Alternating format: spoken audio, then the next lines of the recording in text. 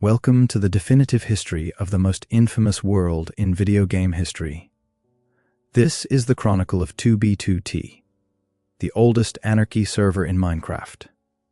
More than just a game server, it is a digital experiment, a decaying monument, and a testament to what happens when absolute freedom meets infinite time. Our story begins not with chaos, but with a simple idea. In June of 2010, Minecraft was a different place. Still in its beta phase, it was a canvas for creativity. A user named the Old Ender opened a server. He called it 2 Builders 2 Tools, or 2B2T for short. The concept was straightforward: join, receive 2 sets of basic tools, and build collaboratively in peace. It was a pure, almost innocent sandbox. But the Old Ender made one monumental defining decision. He vowed never to reset the world. There would be no rollbacks. Every block placed, every structure destroyed, would be permanent. This single choice laid the foundation for everything to come. In the beginning, the small community enjoyed this permanence. They built their first bases near the world's spawn, the coordinates 0, 0. This was the pre-anarchy era, a brief golden age. But without rules or admins to enforce them, the first seeds of conflict were sown. Trust was fragile. A friend one day could grief your base the next. The original spawn area slowly transformed from a community hub into a battleground. This period, stretching from 2010 to 2012, is now nostalgically called the Wild West. The server was a hidden frontier. The player base was tiny, often just a few dozen regulars. To survive, you had to travel. Players embarked on epic journeys, walking for real-world days to reach distances of tens or even hundreds of thousands of blocks. Their goal: to find untouched land, far from spawn, where they could build in secret. These hidden bases became sanctuaries. But the fear of being found was constant. This era established the server's core culture: paranoia, self-reliance, and a brutal understanding that your work could vanish at any moment. It was a hard but simple life. Then, everything changed in December 2012. A player named Pop Bob, a master of exploiting the game's code, discovered a critical flaw. This was no ordinary glitch. It was a backdoor, a way to gain administrative control over the server itself. For months, Pop Bob and a small group wielded godlike power. They could spawn endless stacks of TNT, delete bedrock, the indestructible foundation of the world, and crash the server on command. This was the first true reign of terror. They destroyed everything they found with surgical, horrifying precision. The psychological impact was profound. The backdoor era proved that no place was truly safe. Not even the deepest bunker or the farthest base was secure from a player who could simply will it out of existence. It embedded a deep, permanent paranoia into 2B2T's DNA. The scars from this period are still visible in the form of strange, unnatural terrain glitches near the old world spawn. After the backdoor was finally patched, the server entered a long, stagnant period. It became a ghost town legend, whispered about on obscure forums. The queue was short or non-existent, but the world was now a graveyard.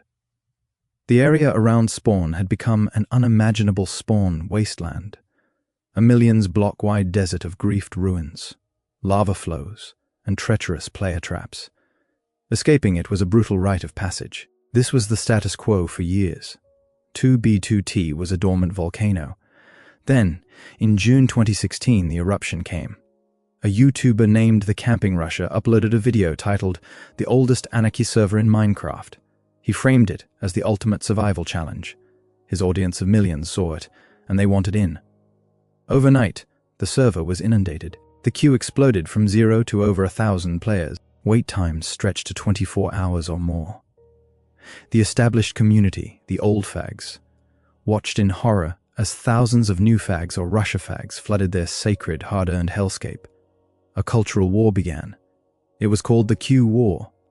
Veterans saw the newcomers as disrespectful tourists. They used every exploit possible to crash the server and knock the new players out of the queue. It was a battle fought not in-game, but in connection logs and chat rooms. The new players, in turn, banded together, using bots to hold their place in line. This period of chaos, however, had an unexpected consequence. The massive influx of players meant a massive influx of resources and collective manpower. The age of small, hidden bases was ending. The age of great projects was about to begin. With so many players, ambitions grew colossal. The first of these mega-projects was the Spawn Masonry, a doomed attempt to build a giant wall around the Spawn wasteland to contain the new players. It was quickly griefed, but it set a precedent. Then came more organized, enduring efforts. Groups formed to preserve the server's history, creating the 2B2T Museum to archive rare items and maps. But the most staggering achievement was the transportation network.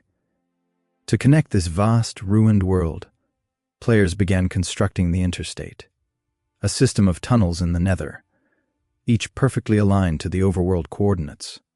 Because 1 block in the nether equals 8 in the overworld, these highways made million-block journeys possible. Teams worked for years, digging out vast 3i tunnels by hand. These tunnels stretch for over 20 million blocks in every cardinal direction. They are the silent, monumental arteries of 2B2T, a testament to obsessive cooperation in a world defined by anarchy. Throughout this history, one enigmatic figure has overseen it all, the server owner, known only as Horsemaster. After the Old Ender, he became the sole administrator. His philosophy is one of pure, hands-off observation. Horsemaster almost never communicates. He does not intervene in griefing, arguments, or even most exploits. His only rule is one of preservation. He bans players only for using game-breaking exploits that threaten to permanently crash or corrupt the world file itself. He is the guardian of the experiment, ensuring the sandbox exists, but never touching the sandcastles within it. He is 2B2T's silent, absent god. The modern era of 2B2T is defined by scale and decay. The queue is now a permanent fixture, often with hundreds waiting. The Spawn wasteland is more horrific than ever, a dense soup of lag and destruction. But farther out, the projects have become even more insane. Players have constructed the Obsidian Wall, a grief-proof barrier made of hundreds of thousands of obsidian blocks. They have built rings of bedrock around the world's edge.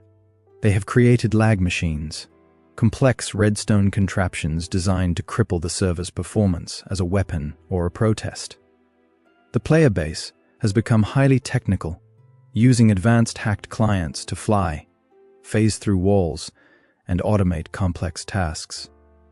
It's less a vanilla Minecraft experience, and more a hacking playground. The landscape itself is a palimpsest, a parchment scraped clean and written over countless times. In 2019, explorers discovered the original, unaltered spawn chunks from 2010, buried under mountains of griefed terrain. This 0-0 incident was a shocking window into the lost past, a digital archaeological dig. It was, of course, swiftly destroyed, continuing the cycle. Significant events continue to shape the server. The June 2020 Haggstrom was a period where new exploits brought the server to its knees, making movement almost impossible for weeks. It was a reminder of the fragile technology underpinning this permanent world. Each event adds another layer to the mythos, another chapter in the collective memory of the players. So what is the culture of 2B2T? It is undeniably toxic. The chat is a relentless stream of bigotry and vitriol, a reflection of the complete lack of moderation. It is a society with no rules, no police, and no consequences for speech. Yet, within that chaos, strange forms of cooperation and honor emerge. Trade, while risky, happens. Temporary alliances form to complete great projects. There is a perverse pride shared by all veterans, the pride of having survived. They have a saying, the only way to win is not to play, but they are all still playing. They are bound by a shared trauma and a shared ownership of this broken world. It is a community built on mutual hatred, but a community nonetheless. The technical legacy of 2B2T is immense. It has been a testing ground for every major Minecraft exploit for over a decade. Methods of griefing, fortification, and transportation pioneered here have spread to the wider Minecraft community. The server has directly influenced the development of anti-cheat plugins and the security of the game itself. It is a chaotic laboratory of emergent gameplay. What does the future hold? The world file is now over 1 terabyte in size. It is a staggering, unwieldy monument to data. The queue is endless, The griefing is perpetual, yet players continue to log in. They continue to build secret bases at coordinate 30 million, knowing they might be found tomorrow. They continue to extend the interstate, block by agonizing block. The ultimate fate of 2B2T is likely a slow death by obsolescence or technical collapse. But its legend is secure. It stands as the oldest continuously running anarchy server in Minecraft, a title it will likely hold forever. It is a unique digital artifact, a snapshot of unmoderated human behavior in a persistent, malleable space. In conclusion, 2B2T is many things. It is a wasteland of unimaginable scale and devastation. It is a museum housing digital relics from a decade of history. It is a canvas for some of the most ambitious builds ever conceived. It is a battleground for endless, petty wars. It is a social experiment that shows both the worst of human nature and its stubborn drive to create. It is a world without heroes or villains, only participants. Pop Bob the Griefer, Russia the Influencer, Horsemaster the Observer, and the countless unnamed players digging their tunnels. They are all part of the same story. They are all writing on the same infinite, crumbling page. The history of 2B2T is not a list of updates or admin decisions. It is the collective actions of every player who ever logged in. It is a history written in TNT craters, in hidden chests, in obsidian walls, and in the sprawling, empty highways heading towards a horizon that never ends. It proves that even in total anarchy, society forms. Rules are established, not by admins, but by circumstance. Cooperation happens, not out of kindness, but out of necessity to achieve grand dreams. The final lesson of 2B2T is one of impermanent permanence. Nothing lasts. Every base falls, every wall is breached, every friendly hand may turn against you. And yet, the world itself persists. The history is remembered. The story is told. Thank you for listening to the story of 2B2T. Now if you dare, the queue awaits. Good luck, you're going to need it.